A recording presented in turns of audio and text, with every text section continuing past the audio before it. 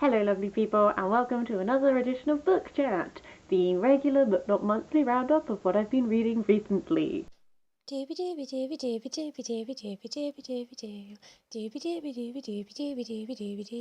Vlogs! I have 5 books to talk about today, a mix of fiction and non-fiction, and I am just going to jump into it. So, to start off with some fiction, we've got An Argumentation of Historians by Jodi Taylor. This is the latest installment in the Chronicles of St. Mary's, which I talk about all the time on this channel because I love the series so much. It is time-traveling historians, which is like, I love history, I love time travel, I love sci-fi, I love historical fiction. It works so well for me. I'm going to talk about this spoiler-free, so I'm going to be a little bit vague. Essentially, the book before this one was hella traumatizing because so much happened, people I love died, and it was intense. This one, in comparison to that, was less intense in a good way. I think if this had been another like that, I would be fatigued, because you're like, how much can my little heart go through?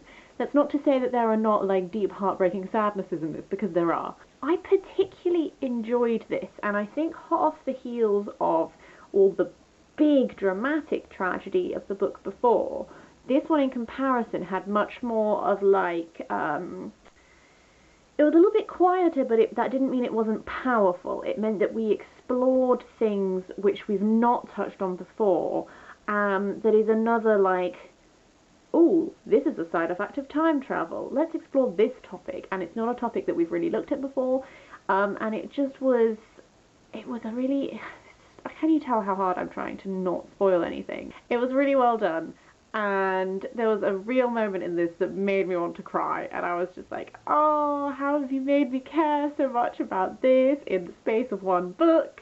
This ramble is a way of saying that we went some interesting new places in this series. I thought I pegged down what the gist of this was, but actually with this one we went slightly different, and I really enjoyed that. I also, as always, enjoyed all the historical places we visited. Next we're going to go for a run of non-fiction, starting off with Is Everyone Hanging Out Without Me and Other Concerns by Mindy Kaling. Kaling, can never remember which one it is. This was alright. I think the problem is that I have seen a number of people gushing about how funny this book was, and personally, I've not consumed much media that she is in, so like maybe I'm missing out on a lot. It was perfectly fine. It was about the same enjoyment level to me as stuff like Anna Kendrick's autobiography, which again, perfectly enjoyable, didn't make me laugh out loud funny, also was quite light surface level. I think what I'm realising is that I really enjoy reading autobiographies that are not just like, there's lots of lists in this, there's lists of like ways in which she's similar to her character Kelly from The Office and ways in which she's not, and like there's a lot of like really light, giving you like just a little like glimpse into like, oh, this is how her brain works. Whereas my favourite autobiographies that I've read has been stuff like Bruce Springsteen's, Patti Smith's, Gareth Thomas's, ones that give you a little bit more depth into a person. And I didn't really get much depth here. Like, I feel like I know, bearing in mind I have not seen anything that she's in apart from the odd episode of The Office, I feel like I know Mindy as well as I knew her before. Which, so like, but if you're a bigger fan of hers, this will probably be great for you. Moving on to another autobiography, it's Grace Jones, I'll Never Write My Memoirs. In comparison, this is a lot more of the type of memoir that I like. This is Grace Jones collaborating with Paul Morley, who is like a music journalist type thing, I believe. It's just all about her life. Grace Jones is someone who I knew nothing about her life. I knew that she was a model and a singer and that she was in a James Bond film that I like, and that was it. But it was really, really cheap, and I was like, hey, what better way to find out more about a person? And I definitely feel like I have a much better understanding of how Grace Jones works as a person. This I enjoyed much more than the Mindy Kaling one, because it did give me more of that depth. Like, I know that Grace Jones is a very divisive figure. You might love her, you might hate her, that's entirely up to you. I feel like I have a much better understanding of her creative process, the drive that has brought her to do, you know, music, film, modelling. Like, I feel like I have a much better understanding of what draws her to these creative opportunities, stuff like this, how she is as a creative person. I also know more about her upbringing. It begins with her life in Jamaica. It tells you all about her life. That's what an autobiography is, Sophie. Congratulations. What I mean is, this had Grace Jones was just present for a lot of really interesting times, like the obvious ones, Studio 54, The Factory, that sort of thing. But also just as interesting as those are her talking about I enjoyed the transition moments where it's like, how do you go from model to singer? How does that come about? Singer, and then you're like becoming an actress. I enjoyed all of those things. Yeah, this was actually really good. If you're a fan of Grace Jones, I would actually highly recommend this. Right, next one to talk about is The Way We Are Now, Gay and Lesbian Lives in the 21st Century, edited by Ben Summerskill. This is potentially slightly outdated now. It's published by Stonewall, and it was published just when civil partnerships became a thing in 2005 in the UK. I have read this in 2018, so there's a big gap of time has changed. It was interesting reading this now that we have, like, you can also actually get married rather than just civil partnership in the UK if you're a same-sex couple now. This has a real range of contributors who are all, like, in the public eye, if you will. So we have, like, media personalities, we have a historian, we have political activists, we have people like in the police force, in the firefighters. So like a big broad range. Everyone has their different backgrounds, and essentially it's all people just musing on like their life, their upbringing, how their journey has been, how public attitude has changed as they've grown up. My essential thing with this was, like, I knew it was outdated insofar as it's like 10 to 15 years old, but my whole thing is that I am just interested in reading own voices. So I just wanted to get some more own voices talking about their experiences, because we're not a monolith. Multiple people will have different experiences about the same identities and that whole thing. So that's why I was interested in reading this. That's why this was an interesting experience. Obviously, there are people in this who have views which I don't agree with. There are people in this who have views which I am more agreeing with. But it was all about personal experience, which is not something that I need to agree or disagree with, because that's like someone's lived life.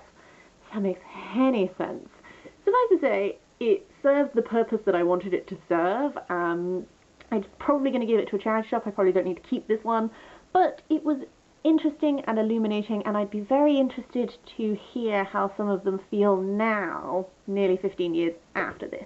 Finally, we're going to end on a graphic novel, and that is The Ballad of Halo Jones by Alan Moore and Ian Gibson, 2000 AD Ultimate Collection.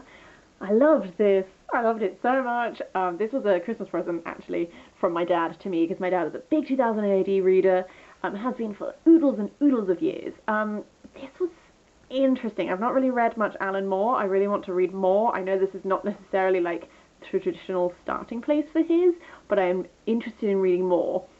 Halo Jones lives on the Hoop, which is like this suspended, floating, like circular, like space station thing, and the whole of the first comic in this is like the collected, all of the Halo Jones comics that ran in 2000 AD collected into one volume. So the whole of the first arc is her and her roommate and this dog, metal like robot dog thing, going on a shopping trip, which sounds really boring, but like it's really not, I promise you. It's so interesting exploring this world. And the first one, it's very, like, I can understand how you might not get along with this, because it doesn't give much explanation. Like, you're thrown in, they're just going on this shopping trip, and this shopping trip is a way of showing you the society in which they are living in, because it's a very rough society, and Halo wants to escape and she wants to get out of it, but she doesn't know how she's going to do that. And there's lots of, like, terminology that is just used, that is not explained, and you just pick it up as you go along, stuff like that. I personally really just enjoyed just going with it and just being like, okay, let's see where we're going. And then also from where we start off with this shopping trip to where we end at the end of this collection, we have travelled so far, both in like distance and also like moral and personal implications and development.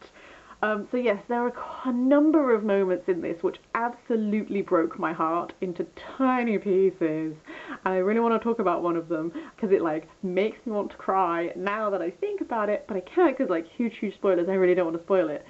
But I will say, if you like sci-fi, this can be a very interesting piece of sci-fi. I can understand how it's not for everyone. Like, having read some Goodreads reviews and stuff like this, I think there are a lot of valid criticisms by people, but they are not criticisms which impacted my reading of it. Um, yes, oh god, I want to gush so much more, but I'm not going to. Suffice to say, I'm really sad because I've been on like the Wikipedia spree once you finish reading something and you love it, and I've read Alan Moore's comments about how he kind of technically doesn't really own Halo Jones as a character, so we're not really going to have any more, which makes me really, really sad, because he originally had this whole vision where he'd just keep writing Halo Jones stories until she was just like really, really old. And there's one thing I love, it's like older heroines, and I don't much mean like, oh, she's an adult, I mean like she is like an elderly person still having adventures, and that would have been awesome. But then I also heard some of his ideas for where it would go, and I wasn't super keen on them, so like, maybe it was a blessing, I don't know. But this was an interesting read, not flawless by any means, but like I'm just enjoying exploring more sci-fi is the gist, and so like, interesting sci-fi concepts, interesting world, interesting character. Okay, that's all I'm going to talk about this week. As per usual, have you read any of these? Would love to hear your thoughts on them. 2 questions. Number 1, do you have any sci-fi recommendations, bearing in mind I'm enjoying this exploring world-building thing? Number 2, if you could travel in time to any period of time, where would you go? That's all I have to say. I hope you're having a super duper lovely day, and I will see you next week for something different.